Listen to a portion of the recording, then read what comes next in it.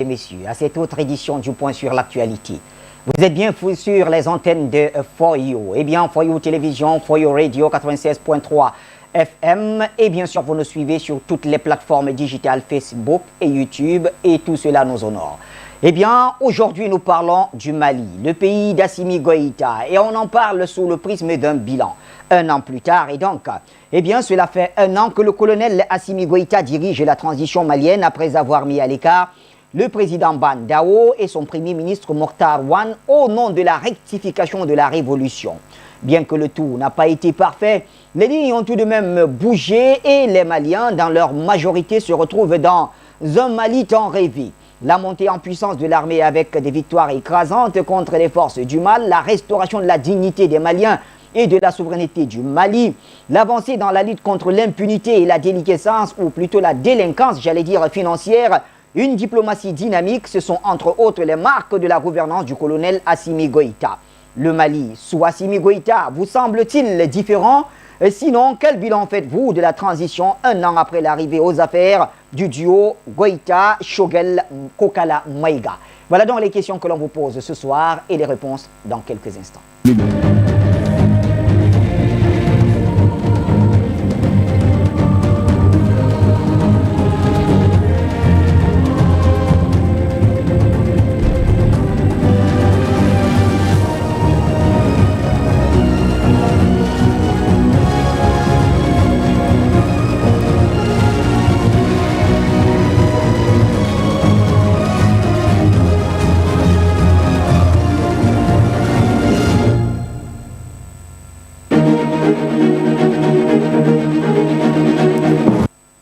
Voilà, merci de faire confiance en la télévision, For You Télévision, et vous nous suivez également, comme je le disais tantôt, sur la 96.3 FM pour ceux qui sont à Douala et ses environs. Eh bien, vous l'avez reconnu, cette émission, par son générique qui fait battre le cœur puisqu'il nous envoie dans un pays presque en guerre, en tout cas en guerre contre le terrorisme, mais aussi en guerre, une grande bataille pour sa souveraineté sous la conduite du président colonel Assimi Goïta, bien évidemment assisté du Premier ministre Shogel Kokala Maïga. Vous nous suivez du Mali, cela nous honore, et vous participez à l'émission pour nous dire quel bilan vous faites de la présidence d'Assimi Goïta un an après avoir mis hors d'état de nuire, je mets ça entre guillemets, Mokhtar Ouane et Bandao qui s'avéraient être tout simplement, qui auraient trahi, si l'on s'en tient aux propos des dirigeants, trahi la révolution malienne. Pour en parler, nous sommes avec un journaliste, directeur de publication de Horizon Nouveau. C'est bien sûr Pierre Claver Nkodo qui est avec nous. Bonsoir, doyen.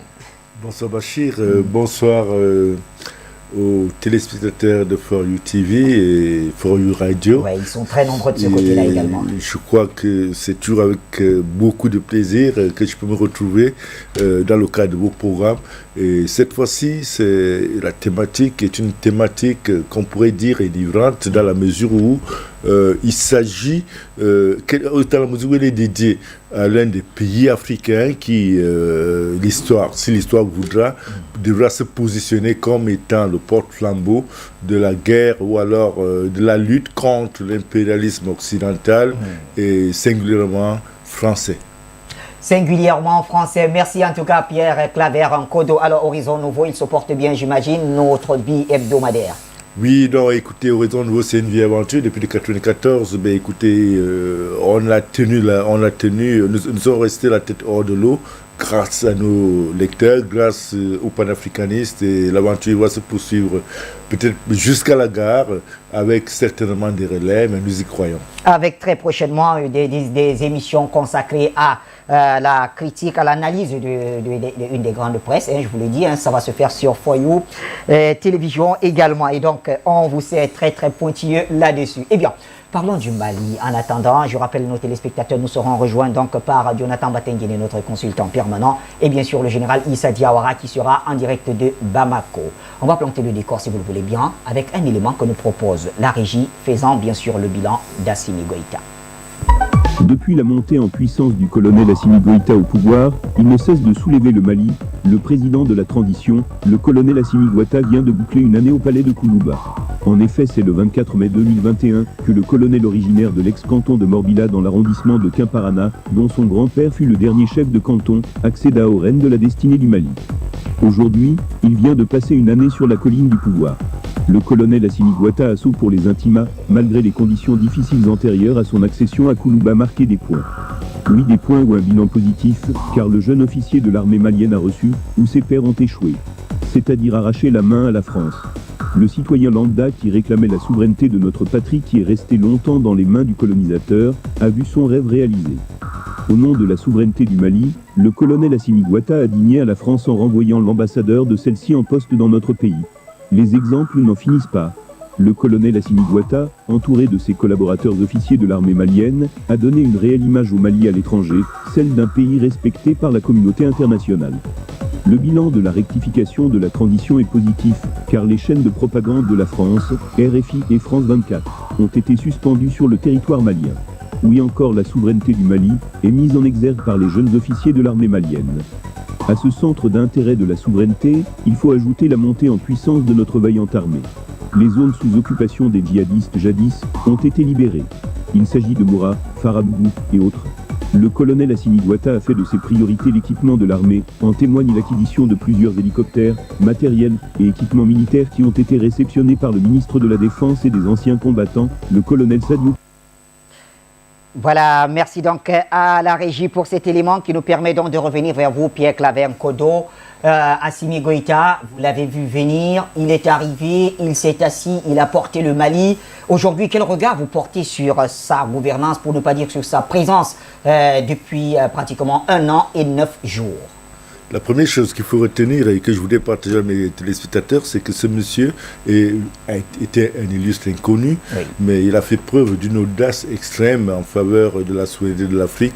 Et aujourd'hui, on se rend compte qu'en Afrique, il y a encore des génies, il y a même encore des messies qui peuvent porter sur eux les espoirs de tout un peuple qui rêvait de liberté, qui rêvait de souveraineté, qui rêvait d'indépendance, pour finalement pour que ceci soit à la hauteur de toutes les attentes qu'on a, de toutes les attentes des populations.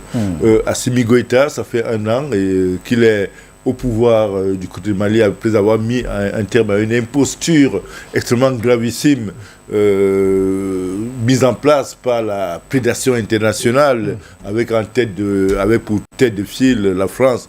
Aujourd'hui, je pense que nous pourrons quand même affirmer à l'unanimité qu'il y a quelque chose qui se passe du côté du Mali et qui est même en train de créer une espèce de fait domino partout en Afrique francophone, parce qu'on a vu dernièrement le Gabon s'est réveillé. On a vu l'Afrique du Sud, même qui n'est pas du précaré français, prendre le train en marche avec les manifestations qu'on a arrêtées là-bas il y a quelques jours. Oui. On a vu le Sénégal avec Sonko, où malgré toutes les brimades du système néocolonialiste français représenté ou incarné par Macky Sall, on sent que ça bouge, les lignes bougent de ce côté-là. On a également vu du côté du Niger où l'armée française a été obligée d'ouvrir le feu sur les manifestants à main nue, dont le gouvernement de Bazoum a masqué ce crime. C'est un crime qui mérite être porté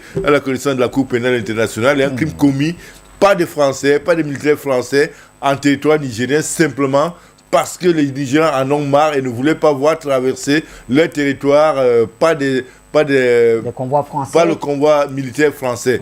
Ouais. On voit ça un peu partout en Afrique. L'Algérie est déjà confirmée comme étant un pays qui a déjà conquis sa souveraineté. Il y a la RCA où on a vu des manifestations. Et bientôt au Cameroun, il y a une manifestation annoncée. Ce sera samedi.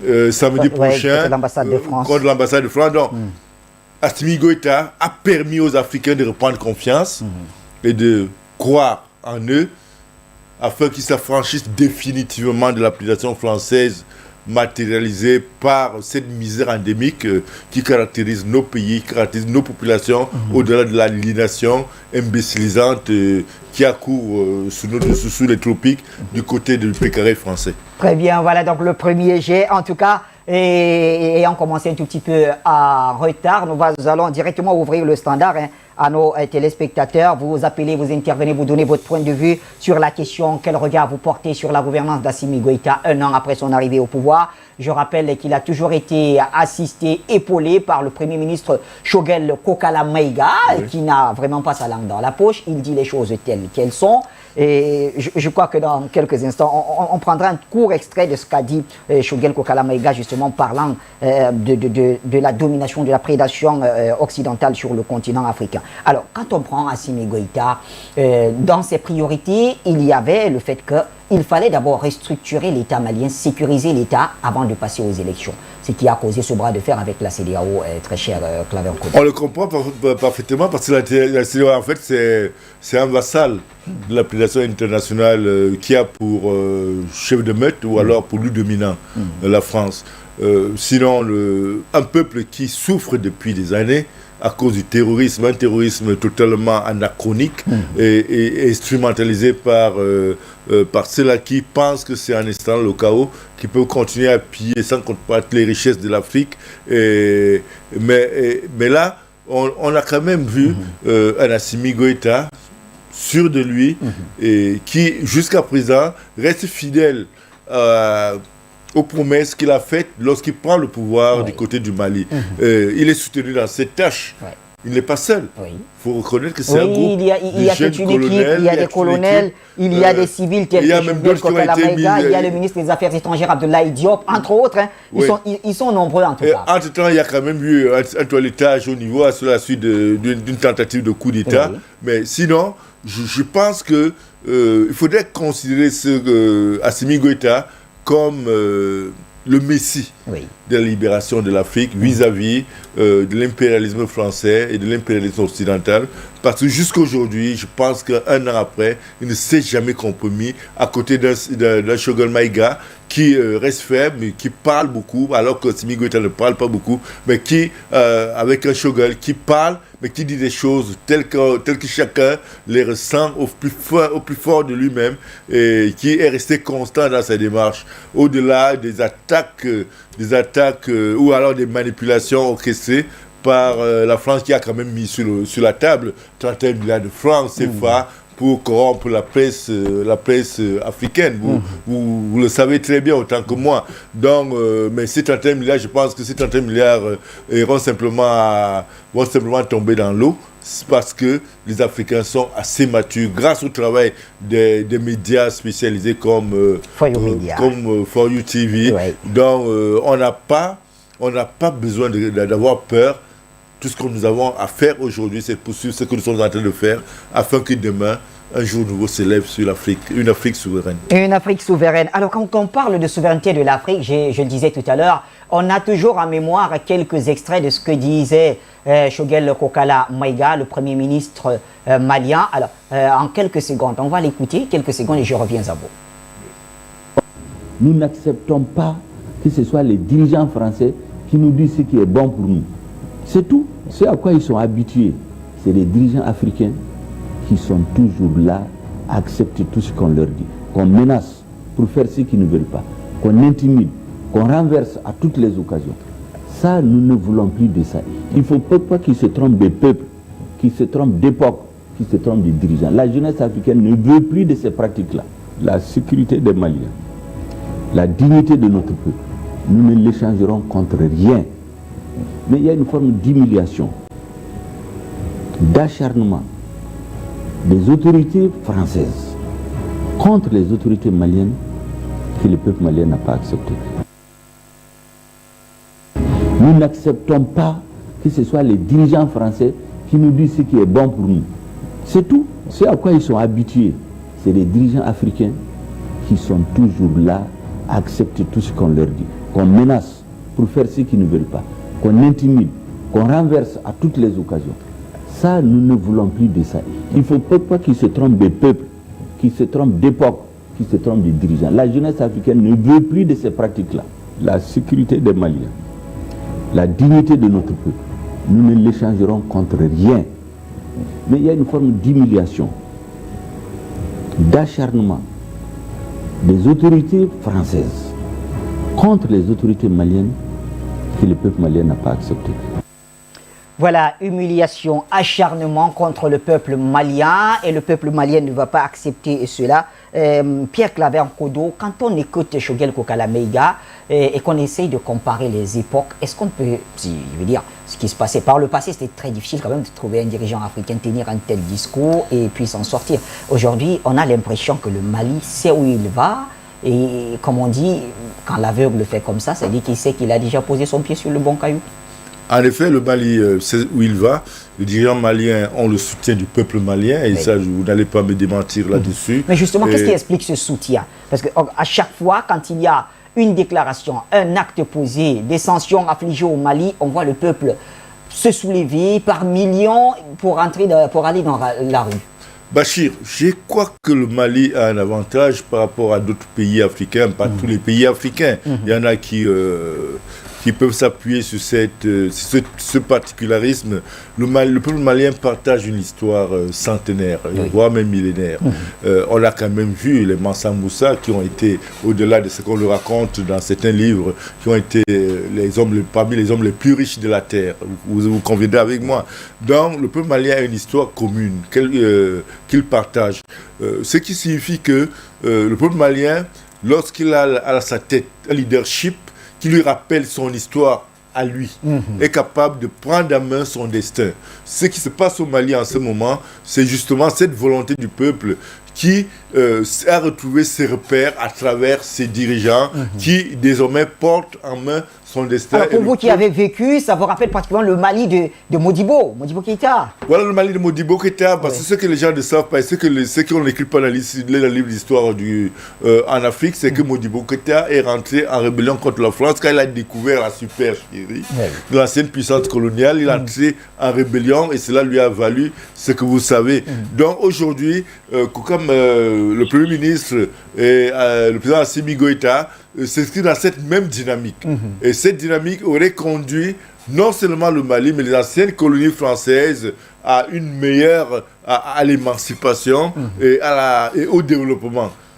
Donc, Modibo Keïta est, à mon avis, comment vous appelez, est une victime de la prédation française qui aujourd'hui inspire les générations actuelles. Au-delà de Modibo Keïta, les Maliens peuvent remonter dans leur histoire pour retrouver des figures emblématiques. Ce sont ces figures-là, de ces figures emblématiques. Soumdiata Keïta et autres. Alors, je reviens à vous, très cher doyen. On me fait savoir que Jean Sakponou, depuis les États-Unis, aimerait donner son regard sur le bilan d'Assimi Goïta et Choguel Maïga à la tête du Mali depuis 1 an et 9 jours. Jean Sakponou, bien le bonsoir, cher ami, vous avez la parole. Bonsoir, Bachir. Bonsoir, vous m'entendez? Oui, Jean, on vous reçoit très bien. Merci beaucoup. Nous vous saluons avec beaucoup de références. Merci. Nous saluons vos techniciens et nous saluons les membres de For You TV Media. Merci. Oui. Nous saluons aussi votre invité aujourd'hui, Pierre Claver. Et Bachir, 1 an, 9 jours. C'est comme hier. La lutte est encore longue. La lutte est encore longue.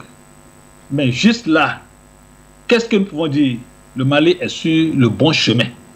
Nous demandons au Mali d'être encore ferme. Parce que le combat, après tout, est spirituel. C'est ce que beaucoup ne comprennent pas. Parce que ceux d'en face c'est des satanistes. Et ils ne lésinent pas sur vos questions d'amitié, amitié. Ça n'engage que vous.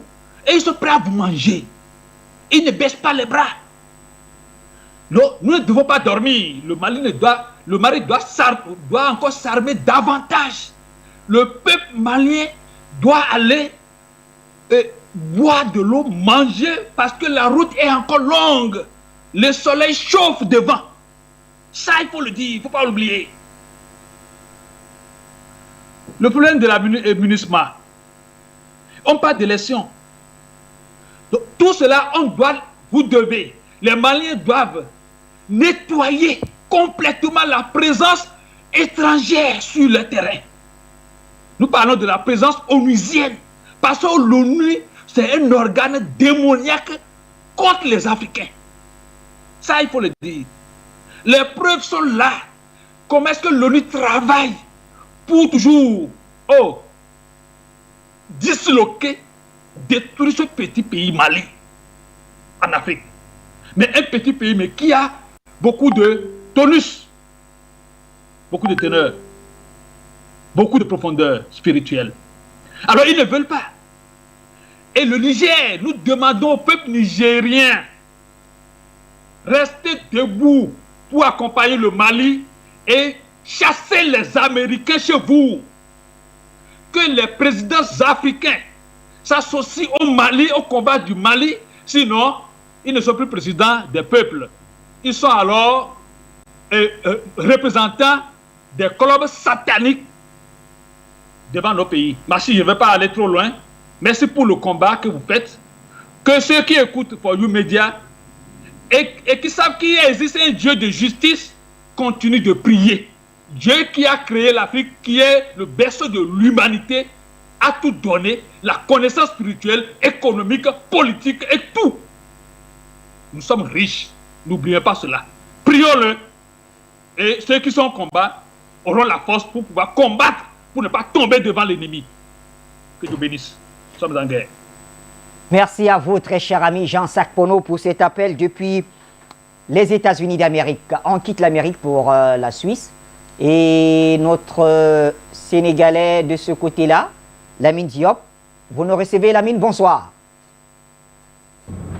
Bonsoir mon cher Bachir, bonsoir à l'ensemble des téléspectateurs et des auditeurs de For You ainsi que votre régie technique. Bonsoir aussi à l'ensemble des panélistes participants à cette thématique. Que retenir de la transition après une année de gouvernance? Disons que mon cher Bachir, mes chers panélistes, qu'il y a une clarification, une rectification de la transition incontestable. Il y a plus d'unité, de cohérence et d'homogénéité sur la ligne patriotique et militaro-stratégique. La transition en place avec son peuple en avait besoin en plus. Et qu'en même temps, l'espace politique sur lequel s'appuie cette transition se fortifie et s'agrandit. Alors la question est de savoir dans quelle proportion elle s'agrandit au Mali, et d'ailleurs dans la sous-région. Et cette transition-là, en tout cas, incontestablement, elle a plus d'homogénéité et de patriotisme que son prédécesseur. Davantage de patriotisme, mais en même temps, c'est une transition attaquée de tous bords par les ennemis du peuple malien. Alors, est-ce que certains ennemis du peuple malien, qui sont de très mauvaise humeur à son égard, même parmi les plus conciliants, comme Macky Sall par exemple, iraient jusqu'à refuser le vote de la levée de l'embargo, qui aura lieu d'ailleurs sous peu, ou fomenter davantage de coups fourrés? Honnêtement, je n'y crois pas beaucoup.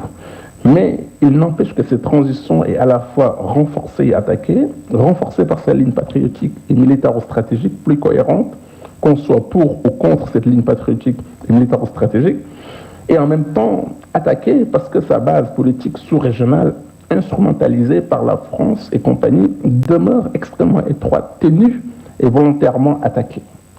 Pour le reste, ce qui est plus intéressant d'ailleurs, évidemment, c'est des questions de patriotisme stratégique militaire avec la Russie, comme toujours. Ensuite, on peut dire qu'il y a une promotion symbolique qui est celle de Choguel Maïga, qui est extraordinairement mature face au défi national et à la ligne de conduite de cette transition dictée par Assimi Goïta. Et puis, il y a l'arrivée d'Abdoulaye Diop comme ministre des Affaires étrangères, qui lui correspond à une ligne diplomatique bien claire, qui est une ligne diplomatique pour simplifier, consciencieuse et volontaire. Et pour le reste, ils ont fait très attention, comme toujours, aux deux serpents économiques étatiques voisins, le Sénégal et la Côte d'Ivoire. Et puis, on peut dire qu'il y a une certaine maîtrise expérimentale économique dans le pays, ce qui est après tout quelquefois utile dans de telles situations. Vive Assimi Goïta, merci, belle fin d'émission, à bientôt. À très bientôt, très cher Lamine Diop, pour l'appel. Merci depuis Genève en Suisse. Eh bien, nous quittons donc la Suisse et cette fois on va à Gitega. C'est Delphin. Bonsoir, notre cher Delphin. Depuis les Grands Lacs, vous avez la parole, cher ami. Bonsoir, mon très cher frère Bachir. Une fois de plus, je remercie l'ensemble des équipes de For You Media de m'accueillir à la maison. Je suis vraiment heureux à chaque fois qu'il me permet de prendre la parole ici. Je transmets mes salutations à tes invités, bien sûr, mon cher Batenguene et notre aîné sur le plateau. sans oublier bien sûr toute la communauté des téléspectateurs et téléspectatrices. Donc moi je suis d'accord avec tout ce qui a été dit plus tôt. Je vais simplement compléter en apportant quelques données. Moi je ne suis pas du tout inquiet. Bien sûr il faudra rester vigilant parce qu'en face nous avons un nain géopolitique qui est l'Élysée et qui comptera sûrement sur ses propres forces, notamment l'armée française. Elle se gargarise souvent d'avoir une tête nucléaire, enfin quelques têtes nucléaires et ses partenaires au sein de l'Union européenne. Donc ces gens-là ne vont pas baisser les bras de sitôt. Ils vont tout faire pour essayer de rester dans la sous-région. Nous avons en ce moment, par exemple, M. Gutiérrez qui essaye de présenter une motion à l'ONU pour faire perdurer la MINUSMA là où elle est. Mais il ne faudra en aucun cas baisser les bras. Je disais que je n'étais pas inquiet. Pourquoi? Parce que, rendez-vous compte, nous avons fait un bond de géant en l'espace d'une décennie. Aujourd'hui, nous les Africains, pour ne pas dire les panafricanistes, avons nos propres médias, notamment For You TV. Nous avons notre propre diplomatie. Je pense que notre frère, j'espère qu'il me pardonnera cette familiarité, le très très brillant ministre des Affaires étrangères, M. Abdoulaye Diop, ou alors sa consoeur du côté de la RCA, Madame Sylvie Baïpon-Témon, sont des parangons de ce que l'Afrique peut produire en termes de diplomatie et non plus être des nègres de maison. Et donc, ajouter à cela, nos propres forces militaires sont en train d'être renforcées. Pour l'instant, nous avons par exemple l'Algérie, mon propre Burundi ou l'Éthiopie. Nous avons quasiment tous du Golfe de Guinée à Alger en passant par le Mozambique. Nous avons tous signé des coopérations paramilitaires avec l'ex-maison de la dynastie Romanov.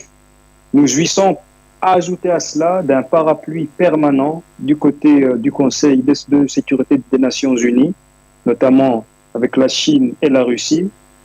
Donc, il faudra maintenir une conjugaison de toutes ces forces. Et à partir de là, comme le disait notre frère Diawara sur une chaîne consoeur, les Maliens ne peuvent pas baisser les bras. Ils sont tellement portés par beaucoup de frères et sœurs aux quatre coins du continent que franchement, je ne vois pas du tout comment ils peuvent baisser les bras. Ils ne sont pas dans le cas de la Côte d'Ivoire il y a 10 ans. Donc, ils n'ont vraiment aucune raison de baisser les bras. Je sortirai en donnant quelques données chiffrées pour qu'on se rende compte tous de ce en quoi nous sommes occupés en ce moment. L'Algérie et le Mali présentent à tous deux une superficie de quasiment 3 millions de kilomètres carrés. C'est un peu moins que l'Union européenne qui en mesure pratiquement 4. Néanmoins, le contenu de ces deux lieux, c'est-à-dire le contenu des sous-sols, est plus riche, beaucoup plus riche. L'Union européenne n'a même pas le quart de ce que nous possédons au niveau de l'Algérie et du Mali. Donc c'est pour cela que je disais à l'entame de mon propos que le nain géopolitique et ses amis ne sont pas prêts à baisser les bras, mais nous aussi, de notre côté, conscients des enjeux comme nous le sommes aujourd'hui, nous n'avons pas du tout intérêt à baisser les bras. Et j'espère que d'ici quelques années, au maximum une décennie, ces différents États africains que j'ai mentionnés pourront mettre sur pied une véritable force paramilitaire intercontinentale qui pourra se projeter aussi bien au nord, au sud, à l'est, à l'ouest du continent, chaque fois que des nains géopolitiques comme l'Élysée prétendront nous donner la leçon. Donc je vais m'arrêter ici et laisser la parole à d'autres. For You Media, allons de l'avant. Allons de l'avant et ce sera avec vous, très cher Delphin Mouyempondo depuis Gitega. Jonathan Batengene est avec nous. Joe, bien le bonsoir. Vous nous rejoignez bien sûr au moment où nous avons un tout petit peu avancé dans notre thématique. Nous parlons du Mali. On essaye de faire le bilan, chacun selon son couloir. Le bilan d'Assimi Goïta, 1 an, 9 jours après qu'il soit arrivé au pouvoir. Comment vous abordez la question? Il faut dire les choses telles qu'elles sont. Bilan éloquent. Oui. Le président Assimi Goïta, c'est la vitrine du panafricanisme aujourd'hui. Si nous pouvons parler fort dans le monde, comme on dit au Cameroun. Mon cher consultant, permettez que je prenne encore une petite seconde. Alors, on me fait savoir qu'il y avait quelqu'un qui attendait depuis plusieurs minutes. On ne va pas égrener, épuiser ces unités. Appeler, c'est très important, mais il faut appeler pour dire ce qu'on a envie de dire. Et c'est Madame Cissé qui est au bout du fil depuis la Côte d'Ivoire. Bonsoir, Madame Cissé. Bonsoir, Bachir.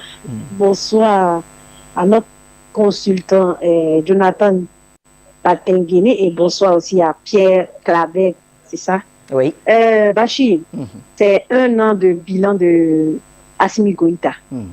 Moi, je pense que c'est une victoire des Africains. C'est une victoire pour les Africains parce que les gens avaient donné sa tête à prix. Oui. Et les hommes liges, les suppôts, là, les endocolons, avaient dit qu'ils n'allaient pas tenir. Ils n'allaient pas survivre aux embargos. Mais le président Assimi Goïta leur a montré le contraire. Vous avez entendu la vidéo qui a fuité de Draman Ouattara, où il disait que le Mali va tomber, et il ne fallait pas qu'il traite avec la Russie. Vous avez vu la vidéo qui a fuité. On sait que ce sont ceux-là qui sont contre les intérêts même de l'Afrique et spécifiquement du Mali. Le bilan pour nous autres, vraiment, il est très, très, très, très, très positif. Mais on ne va pas rester là et puis dormir sur nos lauriers et puis se lancer des fleurs. Parce que vous avez affaire à un hydre qui a plusieurs têtes. Hein. L'hydre, il a plusieurs têtes. Quand vous coupez cette tête-là, l'autre tête, ça régénère, ainsi de suite.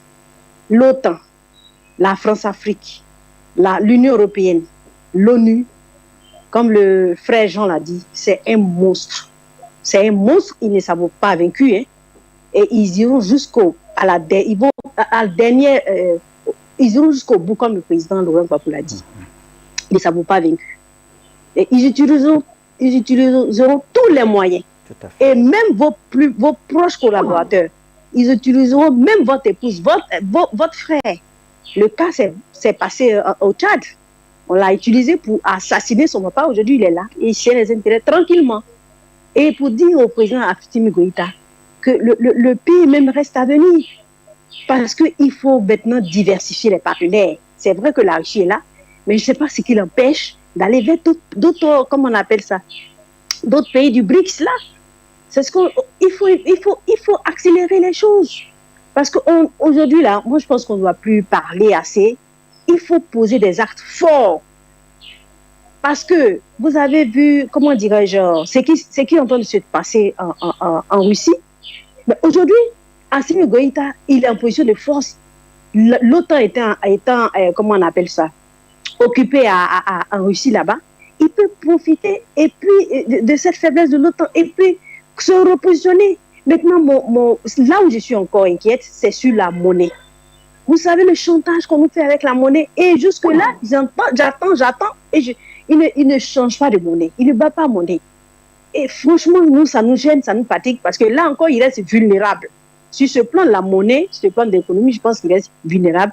Diversifier les partenaires, je pense que c'est ça le plus important. Je ne vais pas monopoliser la parole. Je vous remercie. Merci à vous également, Madame Cissé. Un grand merci pour la fidélité au programme de Foyo Média. Et Jonathan Batenguine, je vous retourne la parole. Merci pour la gentillesse et l'élégance, puisque Madame Cissé, il fallait bien lui permettre de parler. Nous ne pouvons que nous incliner lorsque nous voyons des inconditionnels comme Madame Cissé et Madame Yao intervenir ici. Je tiens d'abord à saluer aussi notre aîné, le doyen Kodo, qui est là en face. Et je ne peux pas manquer de lui dire que c'est eux qui nous ont inspirés. Donc, le président Assimi Goïta, nous n'allons jamais le dire mieux que cela. Le président Assimi Goïta, c'est la vitrine. Si on parle fort, comme on dit au Cameroun, c'est grâce à Assimi Goïta. C'est d'ailleurs pourquoi notre souhait, c'est de pouvoir voir cette transition aboutir à une continuité panafricaniste. C'est de voir ce que nous appelons un compromis de la société politique malienne autour du panafricanisme se fonder. C'est de voir le panafricanisme devenir une arme idéologique, compétitive, comme le président Vladimir Poutine a fait de l'eurasiatisme une arme politique viable et compétitive. Vous savez que nous ne cachons pas. Le président Assimi Goïta, c'est un aîné qui inspire. Il inspire beaucoup. Ce serait bien de pouvoir un jour échanger avec lui, de pouvoir discuter. Il a peut-être beaucoup de choses à nous transmettre comme ça, qui viennent de son passif militaire, de son actif militaire également. Et s'il faut dire, en 1 an et quelques mois de bilan, le président Assimi Goïta, c'est l'homme qui a tenu tête à l'hégémonie, du moins on ne va pas dire l'hégémonie, à l'impérialisme, au néocolonialisme, et merci pour les mots, doyen Kondo, au néocolonialisme français. Il a tenu tête. Il a permis, c'était la première fois, doyen, depuis André-Marie Mbita, c'était la première fois qu'un homme dise à un ambassadeur de France, dégage. Vous imaginez, plus de 60 ans.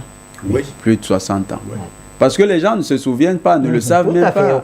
André-Marie Mbida, c'était l'homme qui avait dit à un Français qui était venu avec les sandales à la primature au Cameroun, est-ce que vous pouvez rencontrer le Premier ministre de France avec cette tenue? Et ce dernier avait dit, mais nous sommes en Afrique. Il a dit, ok, comme nous sommes en Afrique, tu prends le premier avion, tu dégages. Ouais. Il est rentré, c'était en 1957. Ouais. C'est exact. Donc, le président Assimi Goïta, après 60 ans, est le premier à nous montrer que c'est possible. De dire en français, parce que, souvenez-vous, c'était 2008, 2007, 2011, je crois bien, Nicolas Sarkozy, en Côte d'Ivoire, non, à N'Djamena. Oui, il vient chercher les gens de l'affaire de l'âge de Zoé. 2008. Oui. Il leur dit non, mais peu importe ce qu'ils ont fait, je vais les récupérer en Afrique. Oui, j'irai les chercher, quel que soit ce qu'ils ont fait. Assimi Goïta avait l'honneur de l'Afrique. Il dit à cet ambassadeur, si vous êtes là pour faire des micmacs avec quelques opposants, vous foutez le camp. Mais cela a valu quand même au Mali d'être abandonné en plein vol, comme l'a dit votre ami Choguel Kokala Maïga. Oui, notre ami, notre grand frère, parce que dit que c'est notre ami, c'est un peu trop. C'est affectif de le dire. Oui, je sais que vous êtes nous famille, aurions, oui. Mais notre grand frère Choguel Kokala Maïga, qui pourrait, bien sûr, avec beaucoup d'honneur, devenir notre ami, il a dit quelque chose qui est vrai. La France a lâché le Mali en plein vol. Oui. Ça s'est passé depuis 2013. Depuis le jour où Hollande est venu dire qu'on va aider le Mali. Ils n'ont pas aidé le Mali. Qu'est-ce qu'ils ont fait? Ils sont venus, ils ont engagé la recolonisation du Mali et ils ont fabriqué les terroristes, ils les ont armés, ils les ont doublement armés, ils les ont rendus capables de mettre en débandade. Et de diviser le Mali. Conquérir 40% du territoire. Et 60% du territoire. Oui. C'est ça ce que la France a fait. Donc, dit même qu'elle les a lâchés en plein vol, c'était très gentil de la part de notre grand frère. Je comprends que c'était le discours diplomatique. Peut-être qu'un jour, il nous dira pourquoi il a tenu une parole aussi gentille dans ce contexte. Oui. Mais je comprends qu'il y avait des pesanteurs diplomatiques. Parce que c'est plus que lâcher en plein vol. C'est une trahison. Ouais. Vous ne pouvez pas avoir un allié qui est censé vous défendre et il amène les terroristes sur votre territoire. Et on parle simplement de lâcher en plein vol. C'était grave ce que la France a fait. Pire que la trahison. Le président Assimi Goïta aussi, celui qui a dit aux représentants de la CEDEAO, bon, comme tu es devenu une sorte de coach politique pour l'opposition, non. Ton rôle n'est plus au Mali, il faut rentrer. Le bilan d'Assimi Goïta est élogieux, éloquent, insolemment éloquent. C'est aussi le président qui a permis au Mali, dans l'embargo, d'avoir une augmentation de salaire pour les personnes, pour les fonctionnaires de la fonction publique. Ça, je crois que même nos chefs d'État qui ne vivent pas l'embargo se demandent encore comment il a fait. Et c'est la grande question, si on le rencontrait, lui demander, Excellence, comment vous avez réussi cet exploit? Alors, le président Choguel Kokala Maïga, c'est l'homme qui, pendant qu'on disait, on va ostraciser la Russie, on va les mettre en difficulté, on va les isoler, il va au Conseil de sécurité, il dit à Abdoulaye Diop, demande à l'ambassadeur de voter pour la Russie. Ouais. Et il est en Afrique. Les États-Unis disent, on va frapper les amis de la Russie. Ils sont toujours là. Nous sommes les amis. Alors, à vous écouter, j'ai un tout petit peu oublié mon ami Zerfel au bout du fil depuis plusieurs minutes déjà. Zerfel, mea culpa, bonsoir déjà. Merci d'être resté patienté pendant quelques minutes. Je rappelle à nos téléspectateurs que vous nous appelez depuis l'Allemagne comme toujours. Vous avez la parole, cher ami. Ok, bonsoir Bachi, bonsoir à vos invités, bonsoir tous les Africains. Moi, comment vous avez dit qu'il a passé 1 an, 9 jours. 1 an, c'est-à-dire que 12 mois, 9 jours, c'est pas petite affaire. Hein. C'est pas 12 semaines, hein. C'est pas 12 jours. Donc c'est 1 an, 9 jours. Et dans ces 1 an, 9 jours, il a fait beaucoup de choses. C'est-à-dire que c'est la vie de l'homme qu'il avait, c'est la vie des Maliens qu'il a tenu. Il a tenu pendant 1 an, 9 jours, sans comment dirais-je, sans avoir de difficultés. C'est-à-dire qu'il a pu maîtriser son peuple. C'est-à-dire que quand tu veux, c'est-à-dire que quand tu as envie de faire quelque chose, tu ne regardes plus en arrière. C'est-à-dire que vous avancez ensemble et vous allez gagner le combat. Et c'est ça que les Maliens ont compris. Aujourd'hui, ils ont gagné le combat devant les Français et les Américains. C'est ça qu'il faut féliciter ce monsieur-là. Et moi, la question que je me pose, pourquoi nous les Africains nous attendons, c'est-à-dire que c'est quand on va nous attaquer et c'est là on va commencer maintenant à faire des bagages. Or que au moment où tu vois ton ami, il est en train de faire des bagages, il est en train de préparer, il est en train de mettre des garde-fous autour de sa maison, mais toi tu regardes, tu le regardes, il ne s'amuse pas. Il faut faire la même chose. Aujourd'hui, je vois les Africains qui sont là, mais je ne peux pas parler de mon pays parce que là, les Français pensent qu'ils ont trouvé un terrain acquis et qu'ils peuvent faire de n'importe quoi, mais c'est une surprise qui les attend au bout du tunnel. Ça, il faut qu'ils comprennent ça. Parce que ce monsieur qui est là, il va partir demain là. Quand nous on va revendiquer nos droits en Côte d'Ivoire, qu'est-ce qu'ils vont dire? Alors moi, je demande à ceux qui sont libres, les pays qui sont libres aujourd'hui, qui n'ont pas ce genre de président qui les met, à chaque fois quand il veut bouger, qui les met des bâtons dans les roues, qui fassent la même chose que le Mali, que d'attendre à la dernière minute. Aujourd'hui, comment dire, je vois le Bénin, le Togo, comment dirais-je, le Massika, le Sénégalais, là, son nom m'échappe tous les jours. Il est parti avant d'aller voir Poutine. Il a reçu Sarkozy. Je ne sais pas de quoi ils vont parler. Je ne sais pas quelle chose, comment dire, quel conseil il va donner à ce monsieur-là pour qu'il aille devant Poutine. Ah non, qu'il fasse attention. Ça veut dire qu'il a fait aujourd'hui, qu'il fasse attention. Parce que quand il va venir avec de n'importe quoi, il sera grillé. Ça, il faut qu'on lui dise maintenant avant qu'il arrive, il fait son retour en Afrique. Parce que moi, je demande aujourd'hui, je dis merci d'abord au président, le monsieur, il n'a pas reculé. C'est-à-dire que c'est ça qu'on en a besoin. C'est ça qu'on en a besoin. Parce que tu n'as pas parlé devant un petit blanc et puis tu as descendu ta culotte devant ce monsieur. C'est ça qu'il n'a pas voulu. C'est-à-dire qu'aujourd'hui, mais ils savent que quand il y a les Français, là, quand ils veulent provoquer des guerres, là, ils ne viennent pas seuls.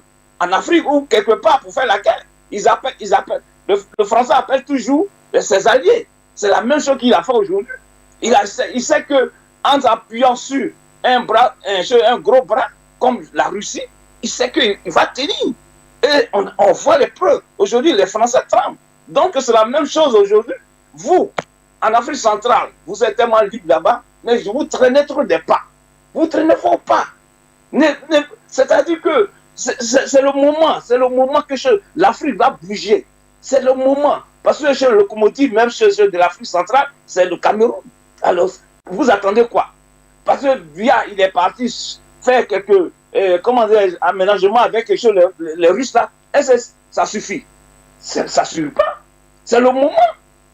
Mais appuyer l'accélérateur que de rester là. Parce que moi, je suis fatigué des discours maintenant là. Je suis fatigué des discours. Parce que vous avez vu Poutine. Regardez comme Poutine agit devant les Européens. Il n'est pas là pour faire des discours, parler des choses, comment dire, des pays en pays pour faire des choses, pour dormir dans les hôtels climatisés, manger de n'importe quoi. Non, il est assis et puis il parle. 2 mots et puis les choses avancent. C'est la même chose que moi, je veux que les présidents africains, la jeunesse aujourd'hui, qui veut faire la politique, qui fassent la même chose que le jeune, comment dire, Goïta au Mali. C'est tellement simple. Parce que moi, quand je vois les politiciens qui viennent là, parader, faire des machins, crier, moi, ça n'a pas de sens. La chose que moi, je demande à ces gars, c'est d'agir comme le Malien, comme le jeune Malien qui est là. Le ciel n'est pas tombé sur sa tête. Ça, c'est la moindre des choses. Merci, Bachir, de m'avoir laissé quelques mots, et puis je salue tout le monde. Allez, merci à vous, très cher Zerfel, pour la contribution depuis l'Allemagne. Alors, on va remercier aussi certains Béninois, des amis béninois qui nous écrivent. Ils nous suivent en ce moment. Ils me rassurent que, M. Bachir, nous vous suivons sur les fréquences que vous nous avez communiquées effectivement sur notre chaîne de télévision. Ça nous rassure en tout cas. Vous êtes soit sur Eutelsat, soit sur Amos. Eh bien, le signal, il est bien clair. Messieurs, avant de poursuivre, ou plutôt, je poursuis avec un témoignage. Tout à l'heure, Jonathan disait ce qui se passe au Mali rend fier tous les Africains. Alors, il y a un témoignage ici d'un avocat malien. Je ne vais pas donner son nom, tout simplement. Alors, il était un magistrat, j'allais dire. Il était donc à une cérémonie, le congrès du groupe régional africain des magistrats. C'était en Tunisie. Voici ce qu'il dit. Il dit, en Tunisie, la délégation malienne a ravi la vedette à tous. Mon président et moi avions été accueillis en héros, comme si c'était nous qui avions personnellement créé les conditions du Mali Koura. Les collègues accouraient de toutes parts, comme si c'était un défi pour chacun de nous embrasser en premier. À notre contact, certains ont même versé des chaudes larmes. Tous nous notifiaient avec une fierté indescriptible leurs sentiments africains devant ce qu'ils appellent la nouvelle indépendance africaine portée par le Mali. Pour dire vrai, je vous avoue qu'à un moment donné, j'étais perdu entre le sentiment de joie qui me traversait le corps, le sentiment d'amour pour mon peuple et son pays, mais aussi une dose de peur, tant le défi est immense, celui de porter désormais toute l'Afrique et même au-delà des côtes africaines, tous les peuples brimés. Et il conclut en disant, ce que j'ai vécu m'oblige et doit obliger désormais tous les Maliens à redoubler des efforts, sachant que tous les changements s'étaient opérés dans la douleur. Que ceux qui dorment se réveillent, un temps soit peu. Que ceux qui en ont le moyen fassent un petit voyage à l'extérieur pour apprécier cet événement, puisqu'il est attribué à tous les Maliens en cette qualité. Alors, à chaque fois que j'ai pris ce message, depuis le matin que j'ai reçu le message, en le lisant, j'ai la chair de poule. Je me dis, Jonathan Batenguiné, finalement, le Mali porte l'Afrique. Le Mali porte l'Afrique. On ne saurait pas le dire avec des mots. Quand on parle du Mali et que nous sommes face à ceux qui doutent du panafricanisme, on leur dit, regardez le Mali. Oui. Quand on parle du Mali, et que certains doutent du panafricanisme. Vous savez, il y a un jeune intellectuel camerounais, dans nos discussions, il me dit non, le Mali est dans une situation... Et le Mali réussit. Renvoie l'ambassadeur, commence à mener ses actions avec les Russes, réussit à stabiliser son nord, commence à stabiliser son économie, double les salaires. Et quand je l'appelle la dernière fois, vous savez qui est-ce qui a fui? Lui qui ne décrochait plus au téléphone. Voilà. Il était bombardé de bonnes informations. En passant, c'est un fan des médias mensonges. Je ne vais pas donner leur nom, ne plus leur faire de la publicité. Tout à fait. C'est ça, la réalité de ceux qui croient encore aux médias mensonges. Ils sont simplement honteux de constater que ces médias sont effectivement des relais du mensonge. Et que nous sommes dans le vrai. Et le Mali est la preuve véritable. Comme, je ne dirais pas le Mali simplement, comme la RCA. Oui. Que nous ne sommes pas dans des discours médiatiques. Il y a des gens qui nous appelaient les panafricanistes du dimanche, oui. Ou des médias. Nous leur répondons, regardez le Mali, regardez la RCA. Vous comprendrez que ça va au-delà du média. Je me suis retrouvé sur un autre média. Un matin, c'était avec vous, Bachir, je crois bien. Il y avait une colonne qui passait en Côte d'Ivoire Et vous avez signalé qu'il y avait une colonne qui passait en Côte d'Ivoire. Nous avons dit que c'était dans un pays asiatique et les pays arabes, cette colonne serait stoppée. Elle a été stoppée dans 2 pays. À Terra. Ouais, avec des morts. Et il y a eu des morts. Oui. C'était un matin. Et à 17h, la colonne était stoppée. Oui. C'était sans armes. C'était là. C'était le discours panafricaniste. Les mains nues. Les mains nues, les Africains l'ont fait. Et un jeune Africain d'ailleurs, le jeune Sawadogo, je crois bien. Sawadogo. Le jeune Sawadogo, il a battu un drone avec, française, oui. avec ce qu'on appelle au Cameroun les drones. Alors, dont un lance-pierre. puisqu'on n'a plus que 10 minutes, messieurs, notre cher général Diawara nous a rejoint depuis le Mali et c'est vrai qu'il m'avait déjà prévenu qu'il serait légèrement en retard. Donnons quelques minutes à Diawara pour nous dire quel regard les Maliens ont aujourd'hui, quel bilan font-ils de la gouvernance d'Assimi Goïta, celui-là qui est venu rectifier la transition avec à ses côtés Choguel Koka Lamega, et Abdoulaye Diop, entre autres, et tous ces colonels qui ont porté le Mali qui devient aujourd'hui une vitrine pour la souveraineté du continent africain. Général Diawara. Merci rapidement. Bonsoir à vous, bonsoir à mon frère Jonathan et bonsoir à tous ceux qui suivent For You Media. Les sentiments, je pense, moi personnellement d'abord, je n'ai jamais été aussi fier de mon pays, de mon peuple et même en tout cas de toute l'Afrique. Hein, de tous les Noirs partout dans le monde. Parce que là, nous sommes en train de démentir de déjouer tous les pronostics. C'est-à-dire, ils avaient fait croire que l'Afrique était un continent de misère qui ne pouvait rien sans l'aide des Occidentaux. Mais aujourd'hui, Dieu merci, avec cette année qu'on vient de boucler de la présidence Assimi Goïta, et nous comprenons que le Mali ne vit d'aucune aide extérieure, aucune aide étrangère. Bien au contraire, mais pourtant nous vivons, Dieu merci, bien le mois de juin qu'on vient d'entamer. Aujourd'hui, seulement moi, j'ai déjà reçu mon bulletin de paye du mois de juin. Le salaire n'est pas encore versé, mais je sais au plus tard, le 15 juin, moi j'ai mon salaire. Donc ça va ici, Dieu merci. L'Afrique peut compter sur elle-même.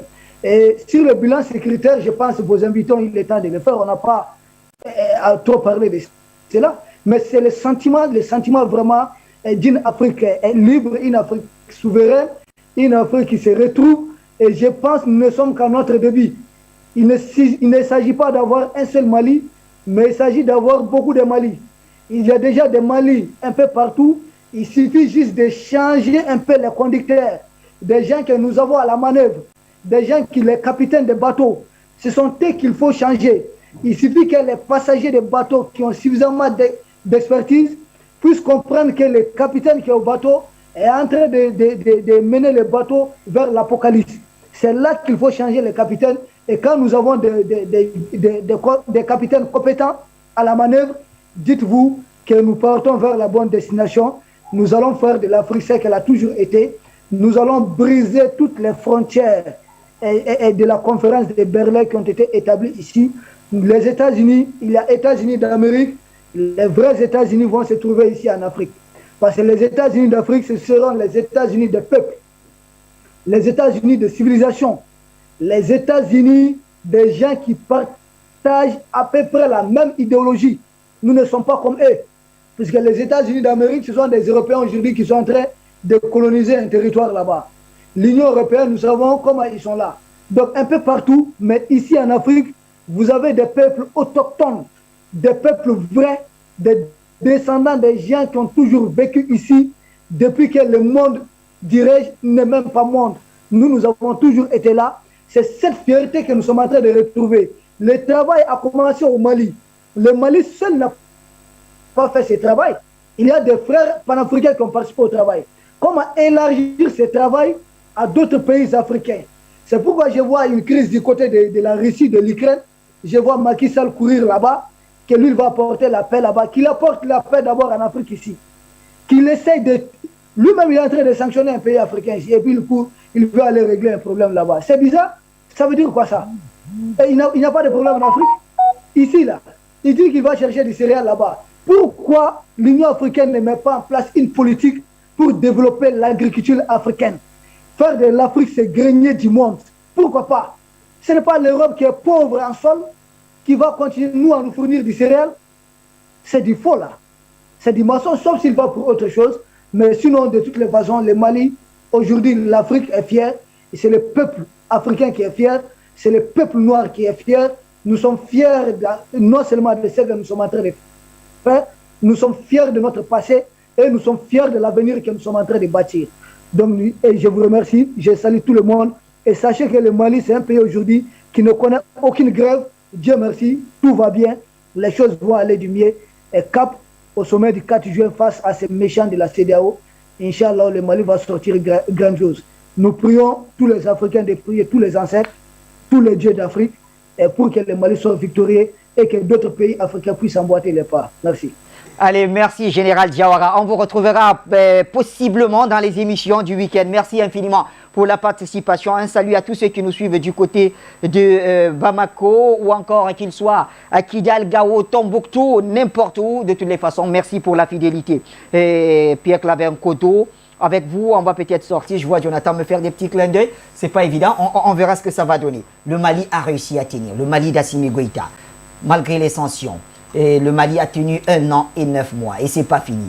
Le Mali a pu développer une offensive diplomatique qui fait de lui aujourd'hui pratiquement le porte-flambeau de la coopération russo-africaine, avec à ses côtés naturellement la RCA de Faustin Archange Touadéra. Le Mali a réussi une grande montée en puissance avec son armée et aujourd'hui, à chaque fois, on nous parle des victoires de l'armée malienne face aux terroristes, malgré l'abandon en plein vol, malgré le départ des forces Barkhane, des forces françaises du Mali.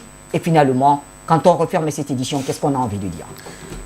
On a envie de dire tout simplement que le Mali est le porte-flambeau. Au-delà d'être le porte-flambeau, le Mali devrait inspirer tous les pays africains de l'espace francophone, dans les 14 pays parmi lesquels certains qui tiennent encore le pas, et surtout avec la coopération de la Russie. Je voudrais rappeler à nos téléspectateurs que la Russie a une histoire commune avec l'Afrique, parce que la Russie, le fondateur de la ville de Saint-Pétersbourg, est un jeune ancien esclave d'origine Kotoko, de l'actuelle région de l'extrême nord du Cameroun, qui est devenu général des armées du tsar Pierre le Grand sous le nom d'Abraham Petrovich Hannibal.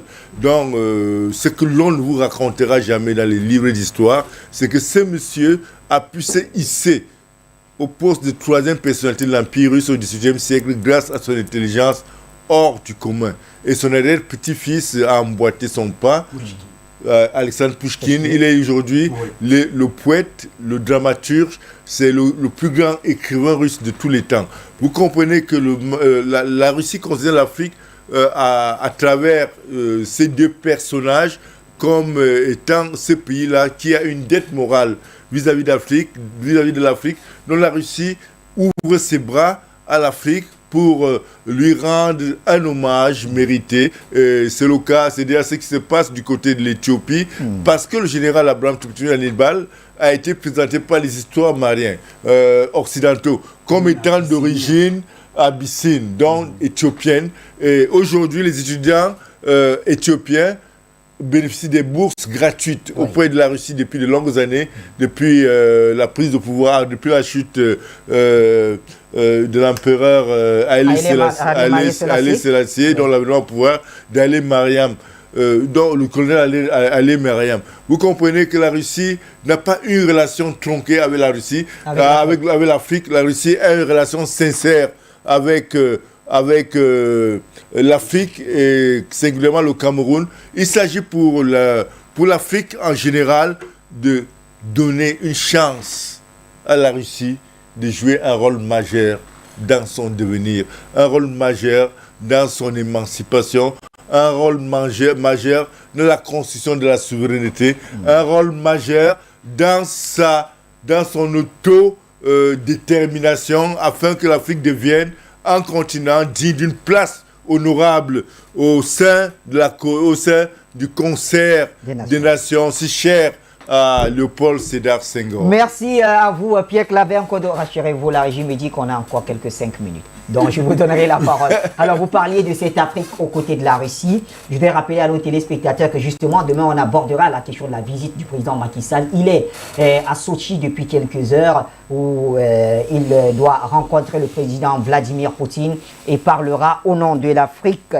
J'ai dit le président Macky Sall, c'est ça? Oui. Oui, d'accord, je croyais que Effectivement, c'est de ça président qu'il s'agit. Macky Sall, donc président du Sénégal et président en exercice de l'Union africaine. Demain, ce sera notre thématique. Jonathan Batengeni, vous avez la parole. Le président Assimi Goïta, avec toutes ses réalisations, comme l'a dit l'aîné, le grand frère, le patriarche Claver Kondo, est en train de donner le ton, ce que nous lui demandons. L'Afrique est en train d'entrer dans les débats historicistes, de prendre son destin en main. Le Mali a pris la tête de proue dans la colonne de l'Afrique subsaharienne. Le Nigeria avait la chance de le faire. Le Ghana avait la chance de le faire. Ils ont raté cette chance. Le Cameroun même a la chance de le faire. Oui. Il est encore un peu à la traîne. C'est notre pays. Mais nous devons à tout seigneur, tout honneur. Le Mali est déjà très avancé. Excellence. La question du franc CFA, c'est la question la plus importante dans les mois à venir. Nous attendons la sortie de la CEDEAO, la sortie du franc CFA. Mais nous attendons encore bien plus que l'Afrique rentre dans les débats d'hégémonie mondiale. Le choix du partenaire économique qui sera décisif demain. L'OCS ou bien encore le FMI et la Banque mondiale. Nous proposons l'OCS, l'Organisation de la coopération de Shanghai, les BRICS. Le Premier ministre chinois a ouvert les bras. Il a dit, les BRICS sont appelés à s'ouvrir.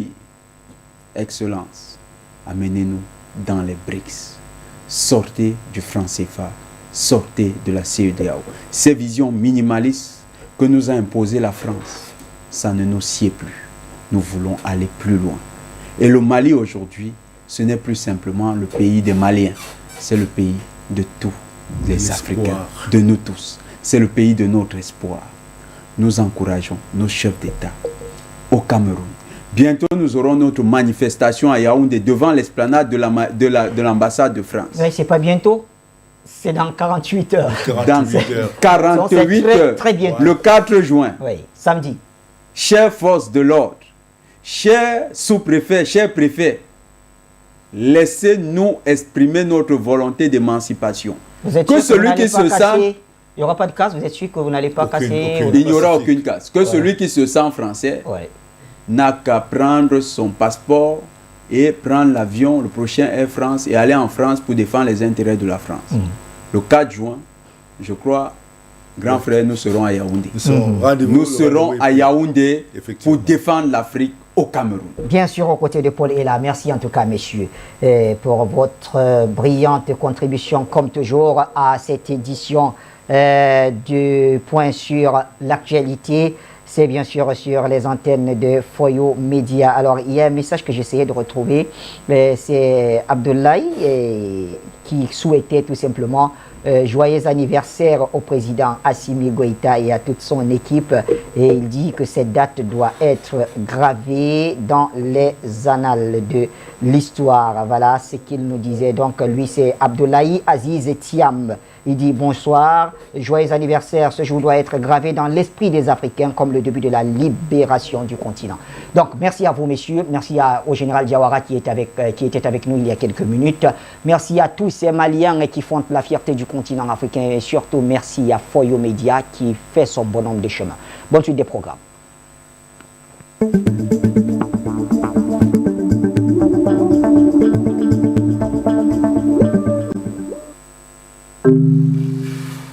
Un sol riche qui porte des fruits. Une population rurale, dynamique et entreprenante. Un potentiel de production agricole considérable à développer et orienter vers la qualité.